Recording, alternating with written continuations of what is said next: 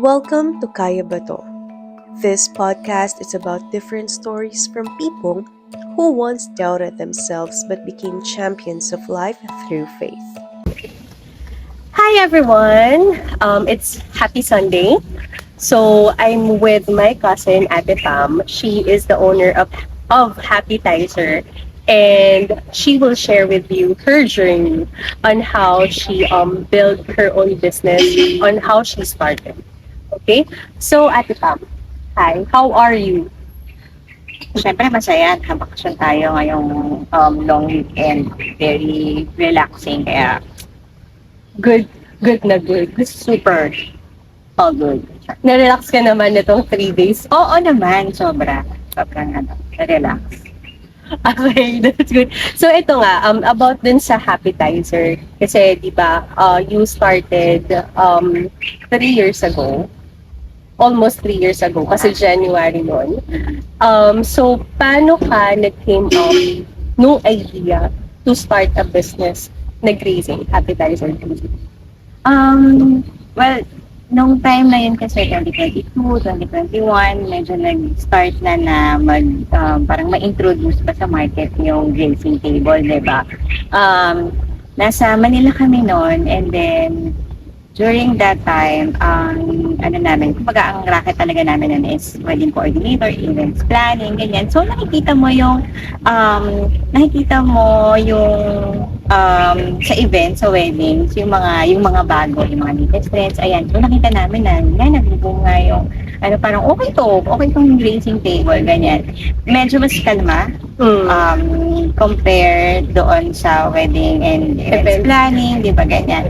So parang gusto namin i-try kasi nakita namin yung market, nakita namin na parang mag-grow to. So yun, sinubukan namin siya 2022 actually, nagsimula kami mag-plan. So, kasi nawalan ako ng work noon, November 2020. So yun, sabi namin, try natin na So yun, nag-plan kami, nag-check kami ng syempre yung mga ibang grazing table sa Manila, kung paano sila nag-set up, kung paano nila ginagawa yung business. So yun talaga siya nag-set.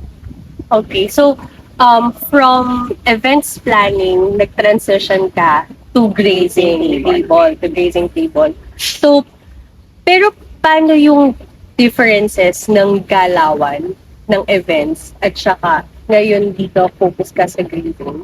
Well, honestly, siguro yung nabawas lang is yung time, kasi with wedding coordination, events planning, talagang from start to finish ka, talagang months before pa lang nung event, talagang kailangan pine-prepare mo na from syempre list of suppliers, to timeline, to guest list, yan talaga yung medyo critical. Pero with grazing table, well, part ka pa rin syempre ng celebration, pero medyo mas kalma siya doon sa Pag-events? Yes, sa wedding planning.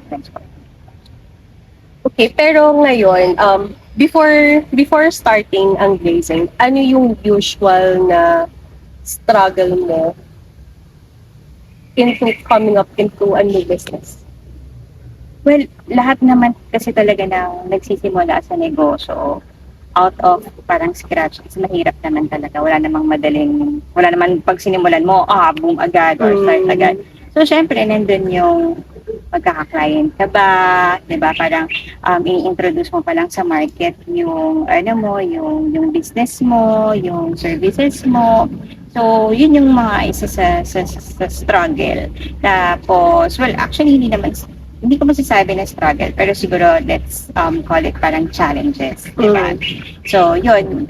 Tapos, syempre, funds, dahil din kailangan, parang gusto mo instantly maganda agad yung yung setup mo, yung gamit mo, presentable siya. So yun yung mga unang challenges talaga. Tsaka yung pinaka sa akin, I think yung unang magtitiwala sa iyo. Kasi dun yung doubt mo na ang hirap kasi wala ka namang basis nung setup mo, wala kang ma-share sa kanila pag nangingi sila ng photos. So, yun talaga yung isa sa pinaka, mabigat na challenge. Paano ka makakakuha ng unang Client. client.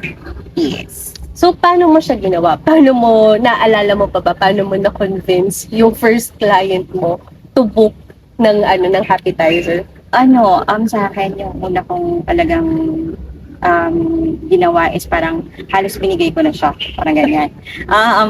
Sobrang discount talaga, promo. Kasi syempre, you're introducing pa lang your brand, your business. So, kailangan may makuha ka lang na may magtitiwala sa'yo. Ganyan. So, be honest lang na we're just starting the business, pero we're giving away parang big discount, ganyan. So, ayun, thankful naman kasi may nagtiwala. So, from that, so ibig sabihin, from your very first client, parang wala pa talagang nabalik na dun sa pinuhunan mo. Wala. To be honest, wala. Kasi, dun din kami kumuha ng fund para madagdagan yung gamit na. So, ganun yung ginagawa namin. Kapag nagkakaroon kami ng clients, well, may konti na natitira para sa amin. Pero nung time na yun, kasi hindi pa din talaga ganun kabong yung Vincent Table. Manila na din pa. So, konti pa lang yung mga namin nun, konti pa lang yung mga clients namin nun. Like, siguro sa isang buwan, nag-start kami mga dalawa lang, ganyan. So, parang yung nakukuha namin nun is para mabuhay kami. Since wala akong work nun. So, doon, parang pandagdag sa finances talaga namin. Yan yung start na goal or naibigay sa amin ng appetizer talaga. So, ngayon, kasi I've seen dun sa mga posts na ang dami na nag-book. Even, ano bang tamang term? Guest or nag-serve ka na sa ASAP, sa Bubble Gang, ganyan. So, meron pa rin bang struggle? Meron ka pa rin bang parang challenge na naiisip, na napapaisip ka dun sa question na, kaya ba to? With the current situation or with the current situation of appetizer? Well, actually, feeling ko dapat lagi kang may tanong kung kaya ba to. Siguro may mga small challenges na lang. Pero, kasi ang maganda kapag may challenges is, laging nag-iisip ka ng solution para syempre dun sa mga challenges na yun, tsaka para mabigay mo lagi yung best mo kapag nag-serve ka. So, yun. Basta pag may question kung kaya mo ba ito, dapat ang laging sagot. Yes, kaya. Laging kaya. Maganda yun. Kasi at least, even though that you see something as a challenge, you're thinking it is in a positive way. Oo, tama. Diba? Dapat laging ganun yung parang mindset natin sa buhay. Na pag tinanong pag may nakikita tayo na mahirap to kaya ba? Dapat laging kaya. Ang ganda nun. Tapos ngayon kasi, parang ngayon, ang dami nyo nang nagiging clients. Tapos nag-work ka pa. Diba? So, paano mo na-manage yung business and yung pag-work mo? Kasi you're still working as a full-time employee pa rin. So, paano mo siya na-manage? Especially right now na dun sa mga gustong mag-start ng business to have their own additional income aside from their usual employment. Paano mo na-manage ang time mo? Well, talaga, to be honest, matindi-tinding time management. Yan. Tulugan? Hindi naman. May nakakatulog pa din naman. Sanay na ako din sa 3 hours, 5 hours, 4 hours, tulog ganyan.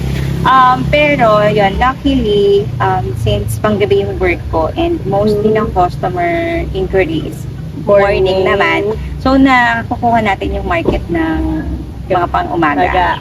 Tapos, pag may nag-inquire ng gabi, alisin ako niyan. So, yun, nakukuha natin siya. And, thankful din ako syempre sa asawa ko, si Marion, kasi siya talaga yung halos taga-book ako, pero pag event talaga, pag on the day na event lang, kaya na niyang i-manage yung event system. So, hindi na naging mahirap sa akin na or sa amin na ipagpatuloy or parang i-continue yung business kasi meron kaming kanya-kanyang responsibility.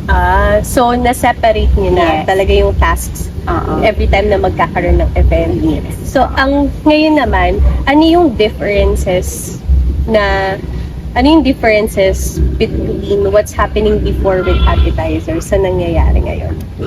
Ayun, before kasi, nung nagsisimula pala kami sa Appetizer, yun nga, parang, dahil wala akong work noon, so, siya yung parang naging additional source of income namin. Tapos, si Mario naman, hindi naman niya ako pinupush kasi noon na, oy, magtrabaho ka na, ganyan. Kasi syempre, may bahay kami, tapos may sasakyan. So, hindi naman niya ako pinupush na maghanap ka na ng trabaho, ganyan.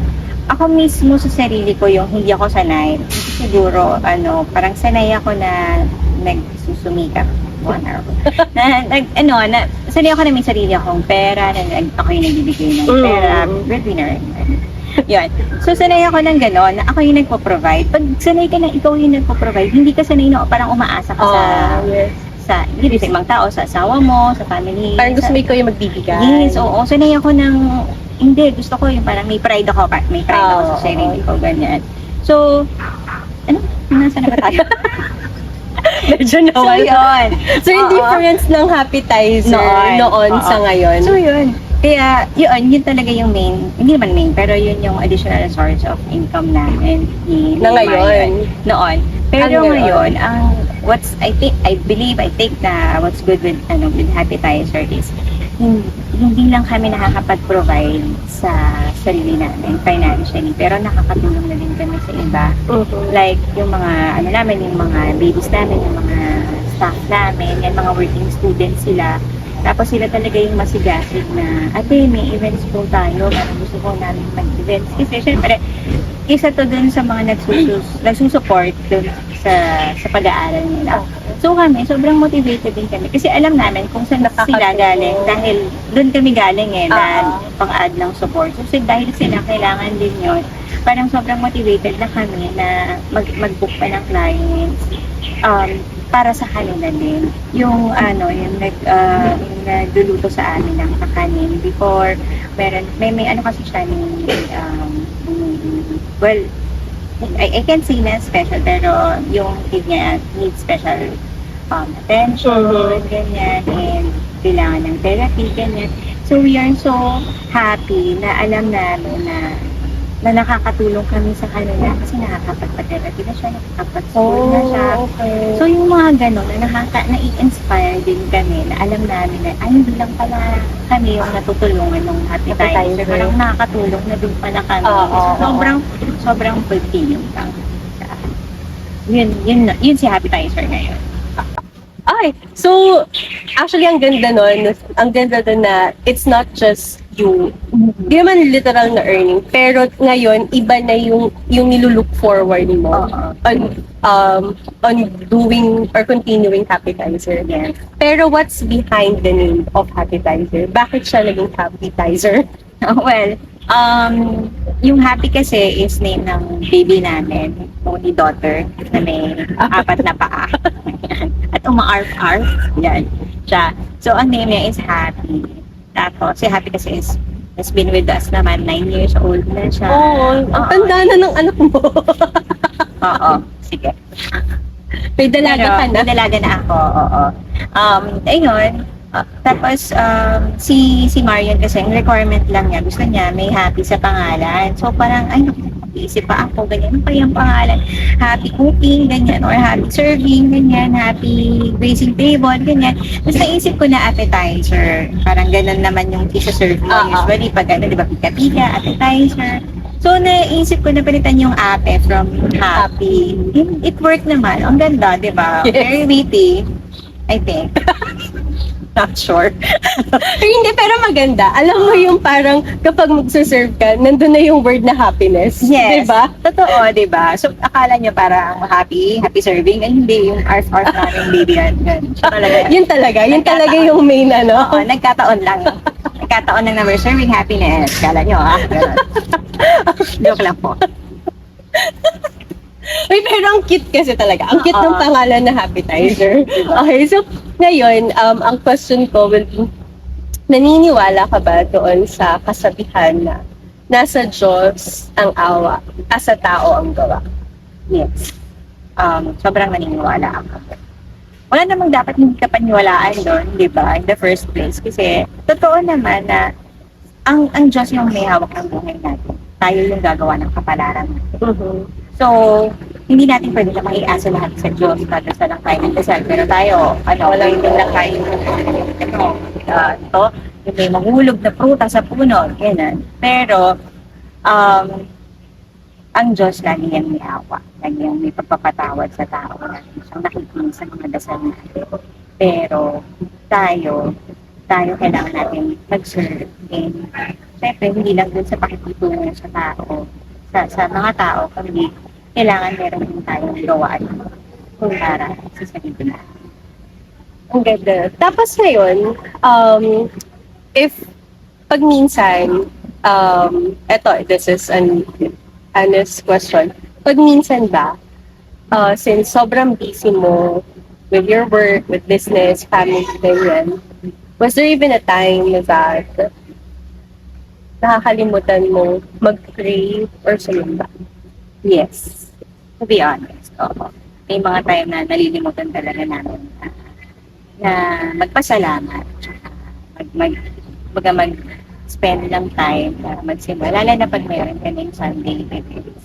Pero, we always make sure na may time kami na we have parang kahit konting time lang dumaan ng simbahan para magdasal, para manalangin, para alam mo yun, hindi lang ipagdasal yung business namin, kundi actually ipagdasal din yung ibang tao, ipagdasal yung bansa natin, ipagdasal natin yung economy natin, diba? Sa mga nangyayari sa not just sa mundo, pero specifically dito sa bansa natin, sa economy natin. So, yun.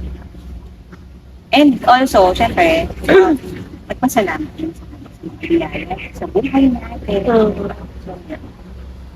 If halimbawa, you will be given a chance, not right now, you will be given a chance na kausapin si God, ano yung parang magiging prayer mo sa kanya?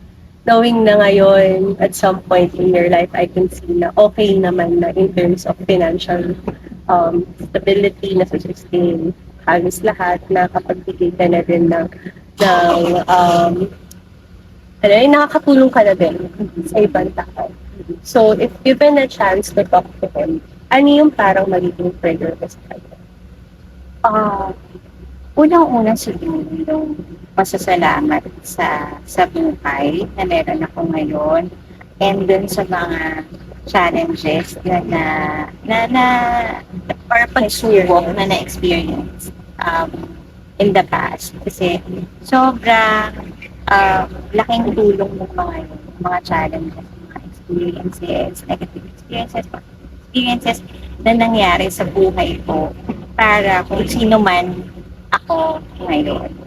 And then, pasasalamat din syempre sa buhay ng magulang ko na binigay sa amin, sa family, sa buong family na meron kami ngayon, sa suporta, sa guidance ni Lord. And yung siguro yung magiging prayer ko na lang talaga, sana parang makontinue na yung purpose ba ng buhay namin na makapag-serve kay Lord siya sa iba, makatulong kami sa ibang tao. Sana magpatuloy, makontinue, parang ganyan, magpatuloy para kasi when you're parang ang ganda ng feeling na dahil blessed ka, diba? Nagiging blessing ka din para sa iba. Yung pinakamagandang feeling na yun na ako personally. So, that's really what I'm thankful for today. Totoo yun. Ang kasi diba, pag minsan, kapag tayo, if we feel that we are blessed, it is a different feeling for us to bless everyone. To bless other people as well. And if meron man manonood na ngayon ng ating video na natatakot mag-start mag-business or parang nagsa-self-doubt na mag-start mag-start ng business to move forward into something na gusto nilang gawin, ano yung magiging advice? Sa akin, huwag kayong matakot. sumugal, mag-take ng risk. Huwag kayong matakot kung magkamali kayo sa negosyo kasi normal yan. Allow yourself actually na magkamali kayo. Kasi kung hindi kayo magkakamali, hindi nyo itatama yung mali nyo. And kung i-give up nyo yun agad, paulit-ulit lang kayong magkakamali. So, maganda yung parang na-experience nyo yung nagkakamali kayo sa presyo o kaya medyo nalugi kayo sa isang client. Kasi from those experiences, matututunan nyo kung paano nyo nagawin sa susunod ng tama. So, yun. It's always a learning process. So, magtiwala lang kayo sa proseso. Tsaka, focus lang kayo din lagi sa book para ma-achieve natin kung ano yung gusto natin ma-achieve. Kahit hindi business, kasi kahit sa personal natin buhay, yun, lagi may focus. Tsaka may goals and may dasal. Yes, huwag kakalimutan si Oo. Lord in the process Yes. of Totoo. doing it. Yun na din papasok na sabi ko sa Nasa How will you invite everyone? Hopefully, madaming makapanood ng video natin. How will you invite everyone to book us. to book an event with Happytizer? Ayan, pwede niyo po kami makita sa Facebook, Happytizer. Nakita niyo po kami dyan. And also, meron po kami Instagram account, happytizer.racingtable. Marami po kami mga packages. Also, meron po kami ngayon package together with Regalia Perfume, Souvenirs, and Racing Table. Ayan, very affordable. Affordable.